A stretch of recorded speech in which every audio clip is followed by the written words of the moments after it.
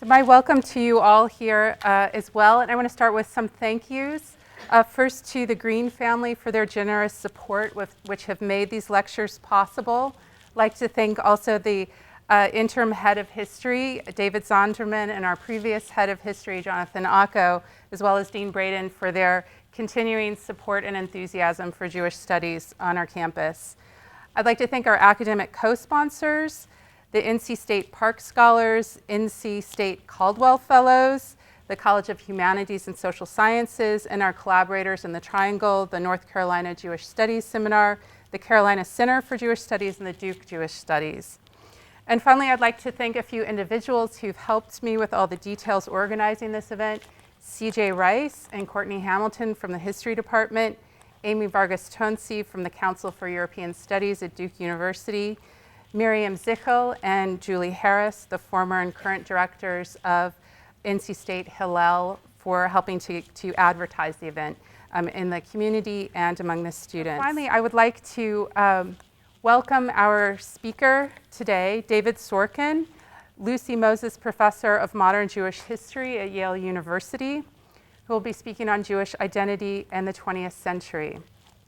Among the illustrious universities at which he's previously taught, including Brown and Oxford, I'll mention in particular the University of Wisconsin-Madison, where over 2 decades he built up what is one of the leading centers for Jewish studies in the US. He's the recipient of numerous grants and fellowships from the British Academy, the National Endowment for the Humanities, the Guggenheim, and the Memorial Foundation. His work over many decades has sought new approaches to the intersection of Jewish and European history from the 16th century to today. His first book, entitled The Transformation of German Jewry, 1780 to 1840, won a literary award for history and has become a classic in the field of Jewish studies that I think all graduate students read somewhere along the way. He's also published a study of Moses Mendelssohn, translated into French, German, and Italian. For those of you for whom the name Moses Mendelssohn may not be familiar, he's one of the most important intellectual figures in modern Jewish history. He was a German Jewish Enlightenment philosopher and proponent of emancipation and modernization of Jewish culture. Professor Sorkin has also contributed broader works on Jewish Enlightenment and religious thought, including the Berlin Haskalah and German religious thought, and most recently, the Religious Enlightenment, Protestant Jews and Catholics from London to Vienna. Please join me in welcoming him. Thank you, Julie, for that very kind introduction. It's a great pleasure to be here this evening and to participate in the creation of a new Jewish Studies program at North Carolina State. I'd like to talk about the changing nature of Jewish identity in the last 2 centuries with an emphasis on the 20th century. And in doing so, I'd like to keep in mind a saying of a German Romantic thinker, Friedrich Schlegel, who said that an historian is a prophet facing backwards, ein rückwärts gekehrter Prophet. So let me say that my intention today is to discuss the past to illuminate the present, because of course the present derives from the past, which will then allow us, though I won't try and do it myself, to speculate about the future. Now, let me begin with, I'd like to begin with a statement by the great historian of Jewish mysticism, Gershom Scholem, who was fond of saying that there have been 3 great events in modern Jewish history: the Emancipation, the Holocaust, and the founding of the State of Israel. And what he meant by great events is that these are the events which have given form, structure, and content to Jewish life in the 19th and 20th centuries. What I'd like to argue today is that emancipation in the 19th century gave rise to a whole host of new Jewish identities. And then in the early 20th century, the late 19th and early 20th centuries, there was an explosive expansion of Jewish identities and of ideologies in opposition, in response to, and largely in opposition to the identities that had arisen as part of emancipation. And that these new identities at the end of the 19th and beginning of the 20th century were primarily identities on the left. That in the middle of the 20th century, between 1933 and 1945, the Holocaust destroyed not just large portions of European Jewry, but also large portions of European Jewish identity and ideology. And that with the establishment of the State of Israel in 1948, a new era opened for Jewish identity, not immediately, but within a few decades. And in the last 3 or 4 decades of the 20th century, and of course the early 21st century as well, Jewish identity and self-understanding have been totally recast by those two events at mid-century. And that those new identities of the late 20th century and the early 21st century are primarily new identities and new ideologies on the right. And that the prospects of Jewish identity for the 21st century have to be understood against this background. So let me begin then with the emancipation, and I'll work through the 3 great events of modern Jewish history. Emancipation meant the granting of citizenship to Jews, meaning to say the attainment of equal rights. It meant an end to the Jews' status as outsiders and their inclusion in state, society, and nation. Of course, the French Revolution is the great symbol of this, with the 1789 Declaration of the Rights of Man and Citizen that, quote, all men are born and remain free and equal in rights, and furthermore, no person shall be molested for his opinions, even such as are religious. So the French Revolution stands as the great symbol of citizenship and equality, and the Jews and the revolutionary grant of equality and citizenship to the Jews in 1790 and 1791 changed the nature of Jewish existence and identity.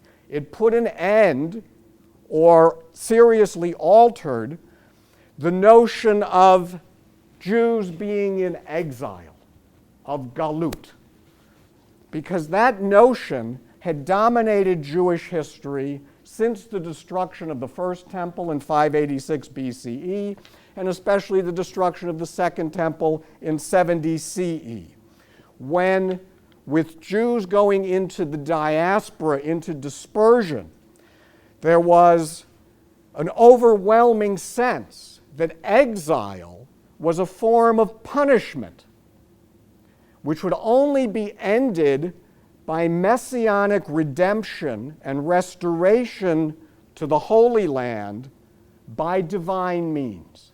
Not by human means, but by divine means. So the question with emancipation became, is exile, galut, now at an end? Does emancipation signal the inception of the Messianic era? Not of a personal Messiah, but of a Messianic era. Napoleon is reported to have said to the Jews in France, "Let Paris be your Jerusalem." The question now was, were London and Lviv, Paris and Pinsk, Berlin and Bialystok the new Jerusalem? Had the European nation states, as they emancipated the Jews, accomplished by human means what was supposed to have occurred by divine ones alone?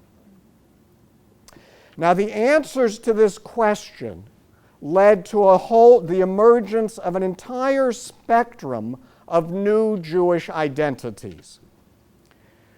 What we've come to call the Jewish denominations that are a permanent feature of contemporary Judaism answered this question of the end of Galut and the beginning of the Messianic era affirmatively. but in varying degrees. What we now call Reform Judaism answered most affirmatively, beginning, we could say, with the Hamburg Temple in 1817, which, in producing a new liturgy for Jews, removed the prayers for the restoration to the Holy Land, substituted the vernacular for prayer, for the liturgy, and for the sermon, signifying the fact, some people would say, the very use of the word temple meant that this was no longer just a meeting, an assembly place for Jews, a synagogue, using the Greek word, but rather a temple replacing the temple in Jerusalem. Very nice symbol. In fact, the word temple had been used earlier, so it's not quite historically correct to attribute that significance to it, but nonetheless. What today is represented by the term conservative Judaism, and its origins was called positive historical Judaism, also welcomed emancipation, but with some reservations, holding on to somewhat more of the inherited tradition of Judaism, meaning to say the founder of positive historical or conservative Judaism, Zacharias Frankel, agreed with his fellow reformers on many issues, but walked out of the first rabbinical conference over the issue of language. He insisted that the liturgy had to remain in Hebrew, and that the Hebrew language was not just an empty vessel, but actually had divine content. It was the holy language, Lashon HaKodesh. And his slogan was maintaining the integrity of Judaism simultaneously with progress. Neo-Orthodoxy, or what can also be called modern Orthodoxy, also welcomed emancipation, but its founder, Samson Raphael Hirsch, aimed to hold on to even more of tradition. His slogan was Torah combined with secular knowledge, in Hebrew, Torah im derech eretz. He accepted emancipation, he accepted the necessity of acquiring the German language and German culture, but it had to be combined with full knowledge of the Jewish tradition. Now, these responses to emancipation, these new denominations or movements or identities have often been called the German mistakes that Jews continue to live with, because these did come to be in Germany, in the German states, where the emancipation process in the 19th century was most intense. So if these are German mistakes, they are German mistakes with which Jews are still living and still live. And in the political sphere, these answers gave rise to what the German philosopher Franz Rosenzweig in the early 20th century came to call the hyphenated Jew. You could no longer speak of just a Jew. You had to talk about French Jews, German Jews, Polish Jews, English Jews, Jews whose loyalty was dual. And that dual loyalty meant that they were citizens of a state and they were Jews by religion, who also identified with the Jewish people, whether they saw them as a nation or just a religion. And it was that dual loyalty which became the foundation stone of liberal Jewish politics.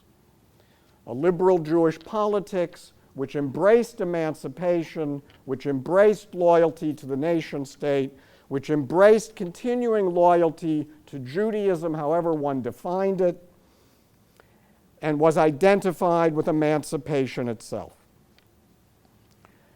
Now, in the early 19th century, the opposition to emancipation and its consequences were concentrated among ultra-Orthodox Jews. Okay, and it's worth pointing out that it's not just these new denominations, Reform, Conservatism, Neo-Orthodoxy or Modern Orthodoxy, that are new inventions. All the forms of Judaism in the modern world are new inventions. There is no such thing as an unbroken continuation of traditional Judaism into the modern world. Emancipation was a seismic event. It was an earthquake that transformed the very landscape of Judaism. Nothing survived unscathed. So that orthodoxy and ultra-orthodoxy are also new inventions. One of the great leaders of ultra-orthodoxy was a man named the Khatam Sofer, Moses Schreiber, who lived in the Habsburg Empire and who understood emancipation not as heralding the Messianic era, but as a test for the faith of Jews, and a test that had to be withstood. And what he tried to do was to separate his loyal followers from other Jews, to maintain a core of the faithful. And he tried to do this in a number of ways. First of all, he tried to create new markers for Judaism. He took a biblical verse which pointed to the idea of Jewish names, Jewish speech, and Jewish clothing, and endowed these with as symbolic markers. The Jews had to dress differently than non-Jews, they had to maintain Jewish names, and they had to maintain the Jewish language, which for him meant Yiddish. Okay, so he takes these markers and endows them with significance which they had never previously had. He did the same with Jewish law. What ultra-Orthodoxy did was to take customs, minhag, and to elevate them to the level of law, halakha. He did this with the Shulchan Aruch, with the compendium of Jewish law from the 16th century, which had never meant to be authoritative, and to that point in time had never been authoritative. It was simply a guide.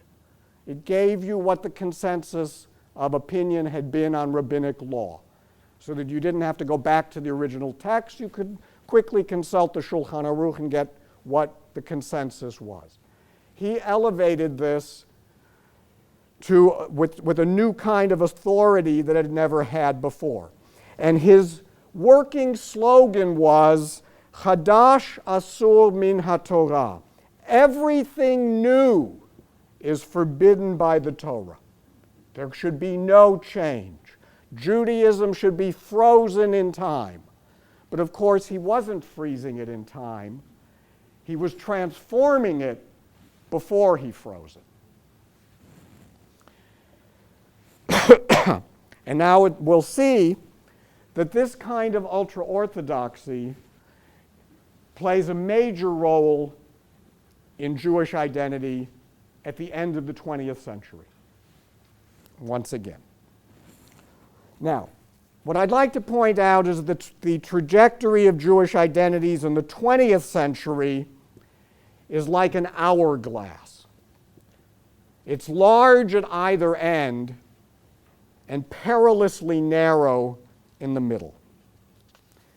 And those events at the middle are the filter for all developments in the second half of the 20th century. Now, the new identities, the explosion of Jewish identities and ideologies at the end of the 19th century and the beginning of the 20th century were primarily a variety and a blending of various strains of socialism and nationalism. And all of them were deliberate, self-conscious repudiations and revisions of emancipation and the identities that had emerged out of emancipation including liberal politics. All of them were predicated on the notion that emancipation had been an abject failure, that emancipation had led first to assimilation, then to anti-Semitism, and ultimately would lead to some kind of disaster.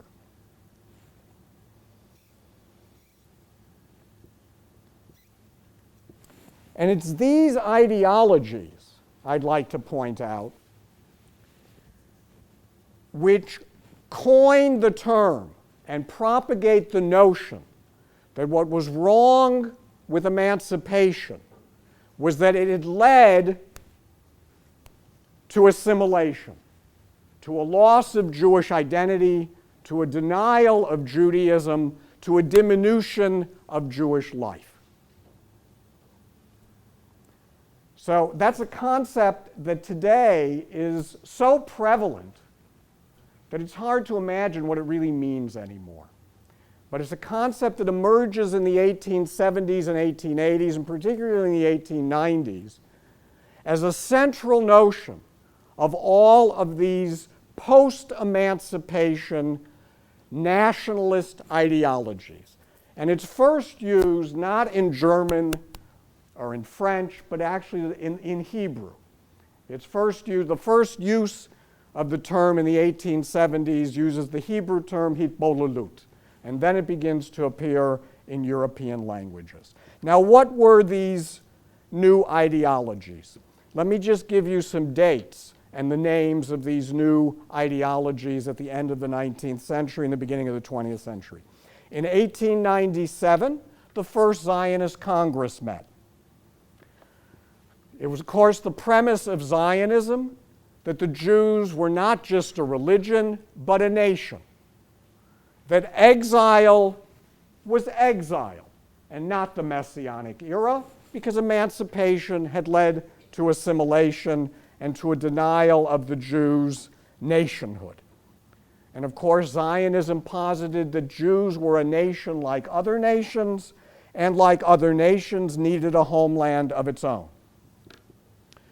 That same year, 1897, was the founding of the Bund, or the General Workers' Union in Poland and Russia. For the members of the Bund, emancipation represented the sham equality of bourgeois society. True equality was only to be found in a socialist society. The end of exile, the end of galut, was not to be found in the sham emancipation of the French Revolution, but in the creation of a socialist society, a workers' utopia. 1902, the founding of the Mizrahi, or the religious Zionists, whose slogan was, "The land of Israel for the people of Israel,"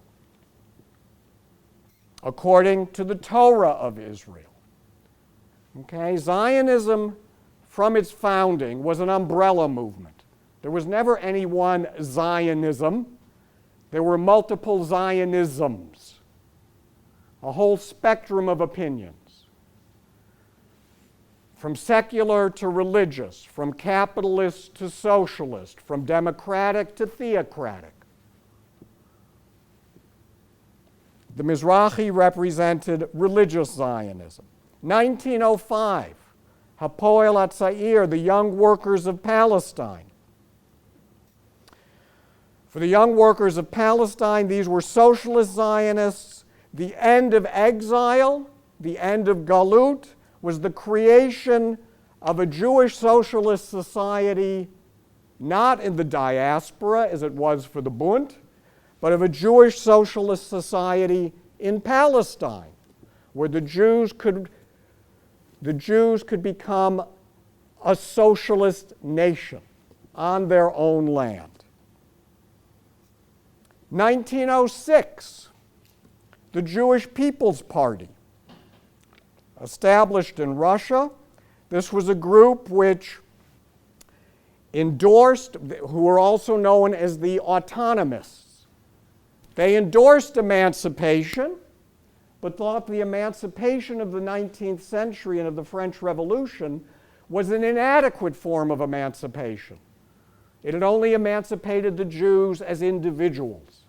For the autonomists, the Jews needed to be emancipated as a national minority in which they had control of their cultural life and cultural institutions, in which the language of instruction in schools would be Hebrew or Yiddish, in which the language of the courtroom would be Yiddish or Hebrew.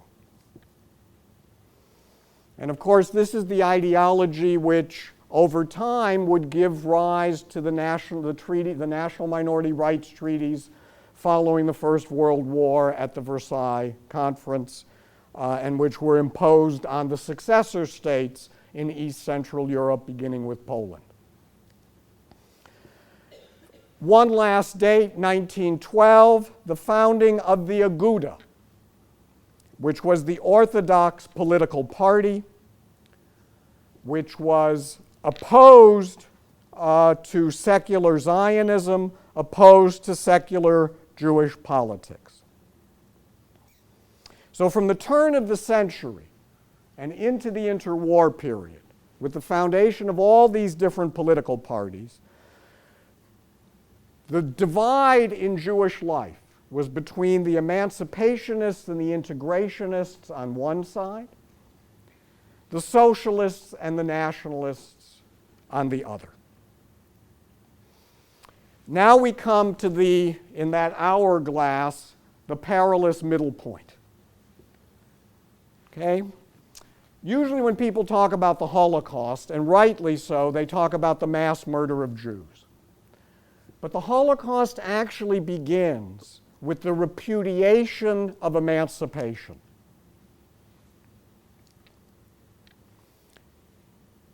Anti-Semitism, modern political anti-Semitism as it emerged in the late 19th century, and the term anti-Semitism was actually coined in 1879 to point to opposition to the Jews as a people rather than opposition to Judaism.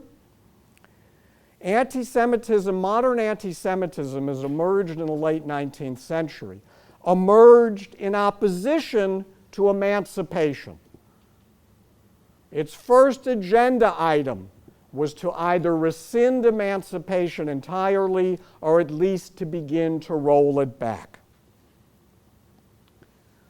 In the interwar period, the abrogation of emancipation begins in Hungary in 1920, when Hungary introduces the first quotas in East Central Europe for Jewish university students and for the professions. For the Nazis, their Jewish policy began with the abrogation of Jewish equality or emancipation. The Nuremberg laws, yes, they're about racial separation,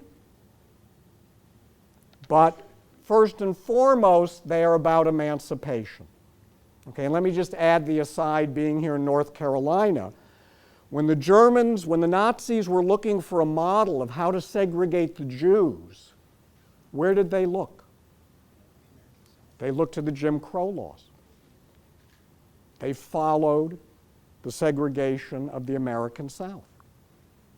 You know, you look at those signs on benches in parks in Germany, water fountains, those are imitations of the American South.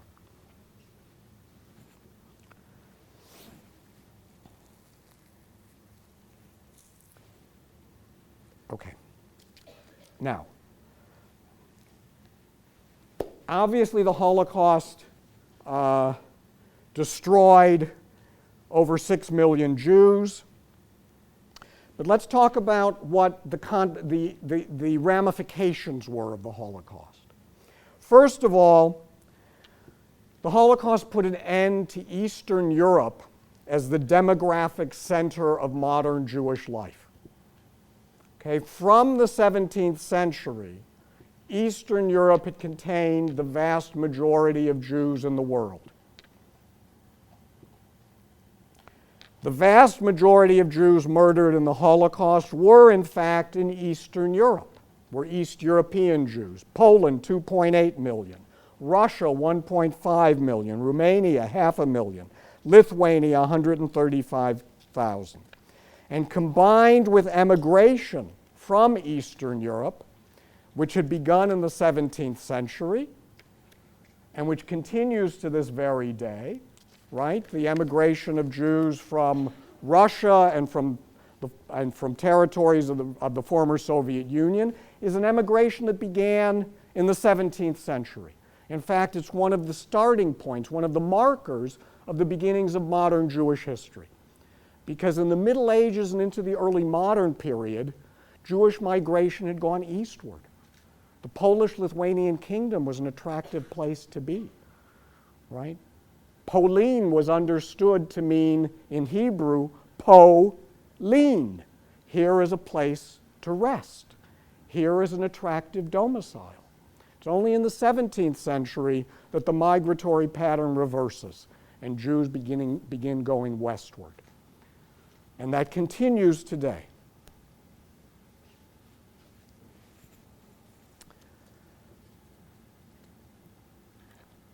Second, let's look at the political ramifications of the Holocaust. The Holocaust put an end to Jewish socialism, or began the demise of Jewish socialism in Europe. Jewish socialism had flourished in the triangulation of Eastern Europe, Palestine, the Yishuv, and the United States. Right? That socialist culture in Yiddish flowed between those three centers. Right? We think about Yiddish newspapers, for example. Right? We all know there was a major Yiddish newspaper in the United States, the Vorwärts, right? And there were other Yiddish newspapers. But we conventionally think, oh, you know, that kind of Yiddish culture came in the baggage of East European Jews, right? This is something they had been doing in Eastern Europe. They brought it with them. No. It was invented in the United States and sent back to Eastern Europe. Yiddish newspapers flourished first in the United States, and Yiddish journalism and Yiddish political writing and political tracts, and they were then exported to Eastern Europe because there was freedom of the press here, not in Russia. The demographic basis for socialism was destroyed with the destruction of East European Jewry. And in fact, one can begin to see the demise of Jewish socialism with the Holocaust. One could actually say that there is a distinct era of Jewish socialism. It begins with the founding of the Bund in 1897, and it ends in 1977 with the election of the first non-labor government in Israel, with the election of Menachem Begin. Right? Until then, there had been a flourishing kibbutz movement in Israel. There had been a flourishing public institutions, construction companies, department stores, all owned by the labor movement. And that then begins its final decline in 1977. Finally, there's a major cultural consequence of the Holocaust, which is the destruction of the foundation of Yiddish culture. Yiddish culture had flourished as Yiddish socialism had in the symbiosis between Eastern Europe, the United States, and the Yishuv in Palestine, between Warsaw, New York, Montreal, and Tel Aviv. You put the Holocaust together with the linguistic acculturation of Jews in North America, the hostility of Zionism to Yiddish and the propagation, deliberate propagation of Hebrew as the new language of the Yishuv and then of Israel. All of these then led to the end of Yiddish as a viable cultural language and cultural identity. And so that's where we see the narrowing at mid-century, that narrowing in the hourglass. And what also comes along with it is very characteristic of a kind of Whig history, the history of the winners.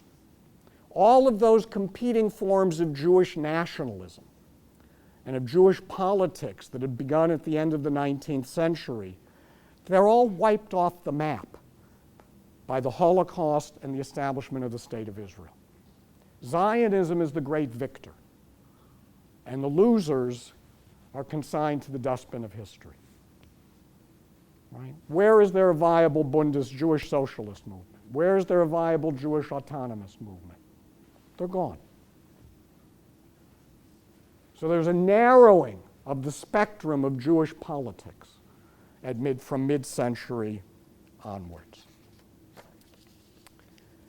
Now, now we come to the big end of the hourglass again. There's an explosion of identities at the end of the 20th century. And this is in response to those two great, the second and third great events of modern Jewish history combined, the Holocaust and the foundation of the State of Israel. But this doesn't happen immediately. The explosion of new Jewish identities and ideologies really begins about 2 decades later with the Six-Day War. Okay, it's the Six-Day War in 1967, which leads to the creation of new identities. Why? Because it creates a new narrative of Jewish history as well. Right? It's a salvific narrative. Jews are threatened with destruction once again, as they were during the Holocaust, but this time there's redemption. Right? The Israeli Defense Forces as the agent of redemption.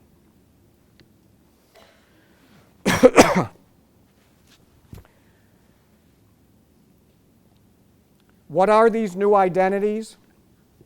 Well, some of them are slightly ambiguous. Let's look at Zionism itself and what happens to Zionism as it becomes a state. Israel, if we look at Israel in terms of Zionist ideology, Israel solved some of the old problems that it set out to solve, but it also gave rise to a range of new ones. For example, in relationship to the external world, Zionist thinkers such as Theodor Herzl or Pinsker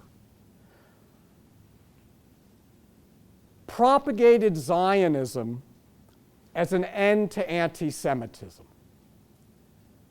For them, emancipation was a failure, not just because it had led to assimilation within, but also because it had led to anti-Semitism without. And Herzl in particular, but many other Zionist thinkers, thought that what would put an end to anti-Semitism would be an end to exile, by Jews returning to their own land, reconstituting themselves as a nation, creating not just a Jewish state, I should say, sorry, let me take that back, a Jews' state. Because Herzl's book, Der Judenstaat, the title has always been mistranslated into English. It's always been translated as the Jewish state. But what the German really means is the Jews' state. Herzl wasn't interested in Judaism, in religion at all. He was interested in the Jews as a people.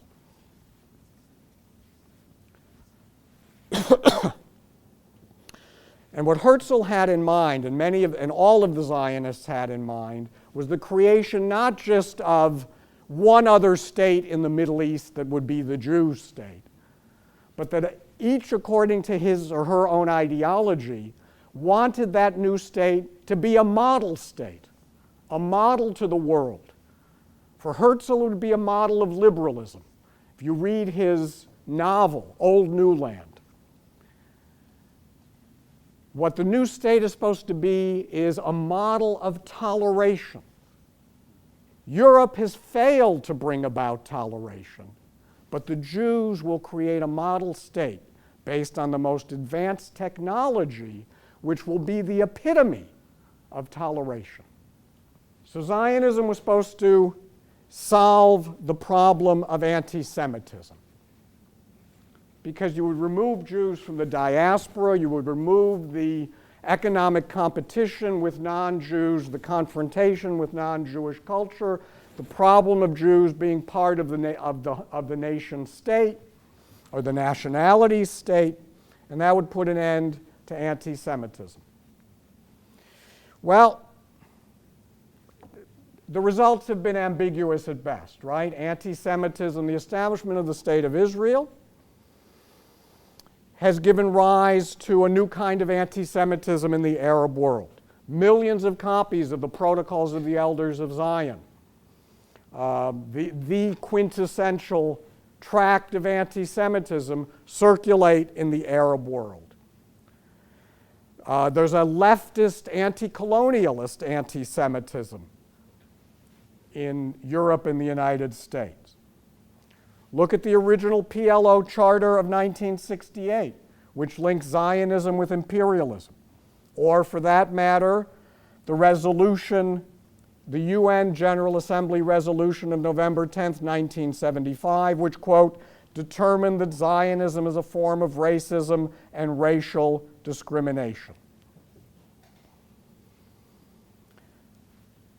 Let's think about the consequences of the founding of the State of Israel in cultural terms. One of the great theorists of cultural Zionism was a man named Ahad Ha'am. In Hebrew, it means one of the nation. His name was actually Asher Ginsburg. Ahad Ha'am thought that what Zionism was not about politics like Herzl, right? And he thought Herzl's quest for an international charter was just wrong-headed stupidity. What Ahad Ha'am was concerned with was the cultural life of European Jews, or of world Jewry.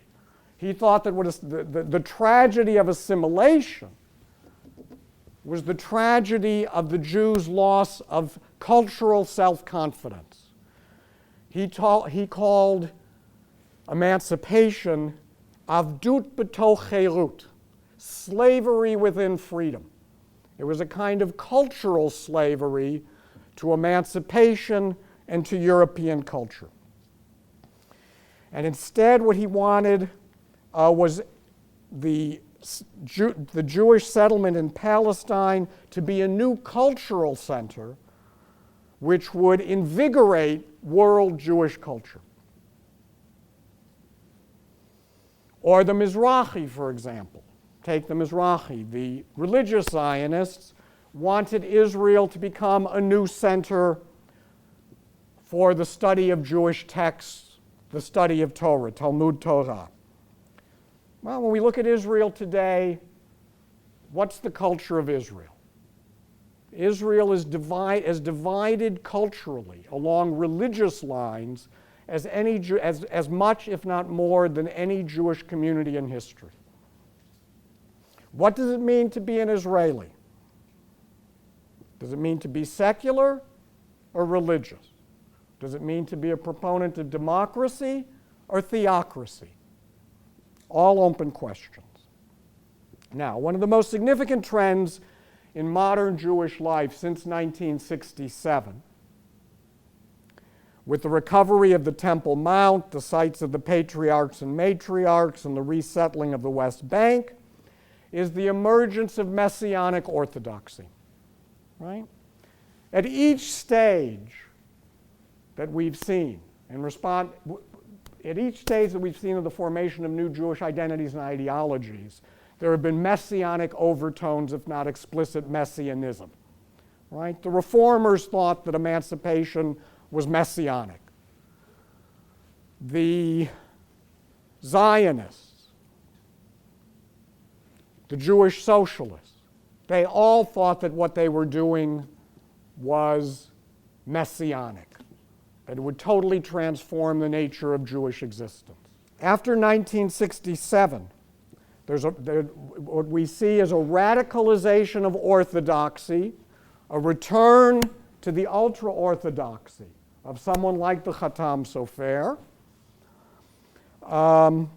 which has propelled the entire Jewish world rightward, back into Jewish tradition, but also back into a new kind of right-wing messianic politics. And of course, this converges and fits into a certain kind of structure within the state of Israel itself, which is that David Ben-Gurion is the first prime minister of Israel, though Ben-Gurion was a Jewish socialist who came out of the second Aliyah, Aliyah Bet, which created all the Jewish socialist institutions, which became the foundation for the state of Israel. Ben-Gurion made a compromise with Orthodox Jews in Israel. Why? Because he needed their votes. Ben-Gurion never had a clear majority. And the labor governments up until 1977, and every government since, has never had enough votes to form a coalition, a viable government, without the Orthodox Jewish parties, whether they were moderate parties like the Aguda or more radical parties like today. And Ben-Gurion's compromise was to give Orthodox Jews, or Orthodox Judaism, control of civil society. In Israel today, marriage is still controlled by Orthodox Jews. Rabbinical courts are controlled by Orthodox Jews. All conversions are Orthodox conversions. And all those Judaisms that we saw had emerged in the 19th century, Reform, Conservative, Modern Orthodoxy, are not recognized and legitimate forms of Judaism. Okay? If you want to think about this in terms of Jewish history, all of those denominations and new forms of Judaism emerged in Central and Western Europe and then flourished in the United States. In Eastern Europe, Jewish communities also remained intolerant and by and large suppressed those kinds of developments. So the state of Israel continues the pattern of East European Jewry, where there is only one legitimate form of Judaism and otherwise there is intolerance. Okay. Now let me say something about diaspora Jewish identity, or perhaps the identity of Jews in the United States today. What I think we can see if we look historically is that diaspora Jewish identity, or let me say American Jewish identity, has largely been a vicarious Jewish identity since the Holocaust in the state of Israel. Jews in the United States, but also in Europe, have understood themselves, defined themselves, and acted not on the basis of their own needs, but they've acted in response to the Holocaust, which they didn't experience, and the state of Israel, of which they are not a part.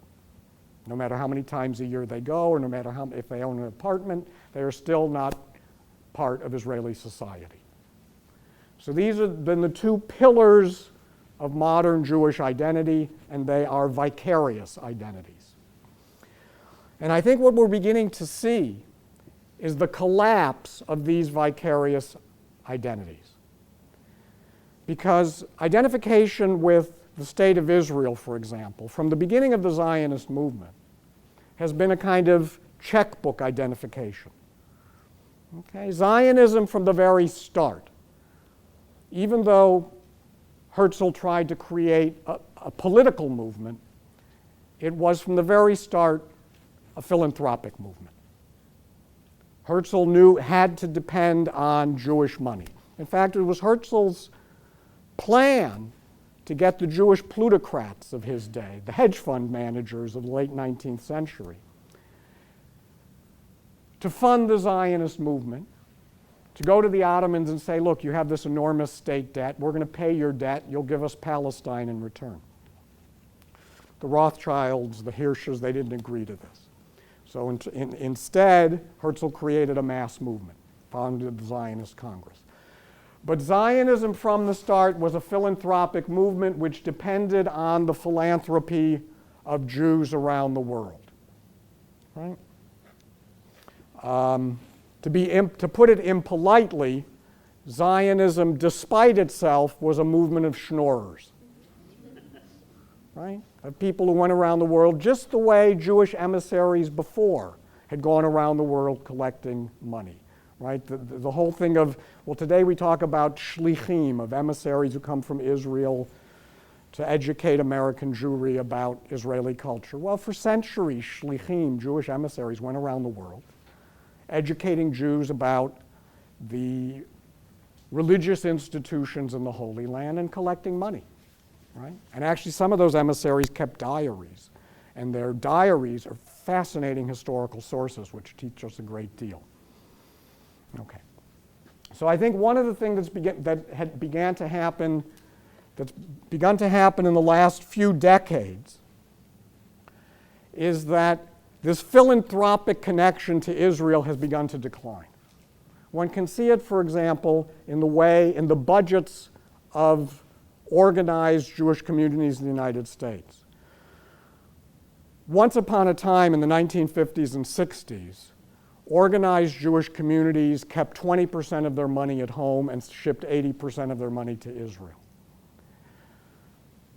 Sometime in the 1980s and 90s, that formula began to shift to 50-50, and I think nowadays even more of the money is staying at home.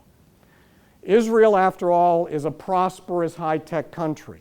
It's true it has worse inequality and worse child poverty than the United States, but it is a high-tech economy. Okay.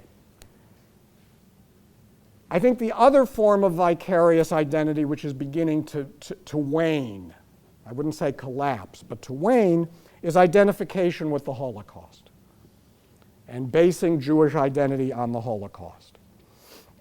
Now, it used to be the conventional wisdom that American Jewish concern with the Holocaust began after 1967. Turns out that's a myth.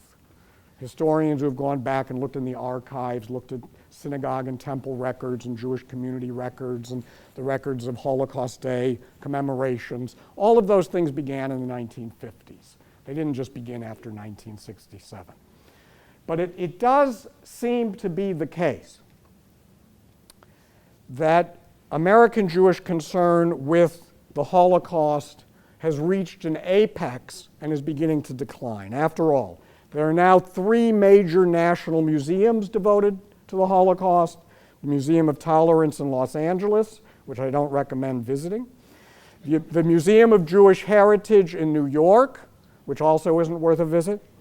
And the Holocaust Museum in Washington, which is definitely worth spending at least half a day at, if not a full day. Courses are now offered on the Holocaust at virtually every major university and college.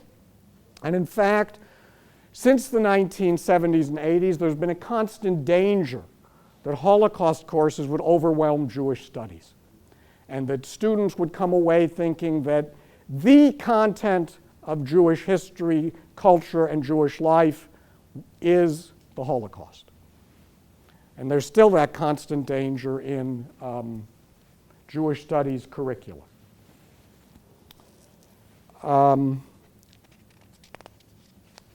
But increasingly, I think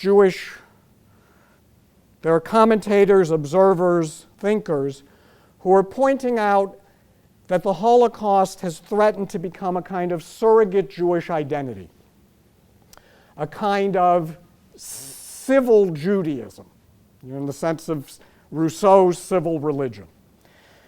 Or to put it another way, that the Holocaust threatens to become the narrative of Judaism. Right? I mean, the narrative of Judaism in the texts is the narrative of Genesis and Exodus, right? That Jews had been enslaved in Egypt, that God freed them from slavery, right?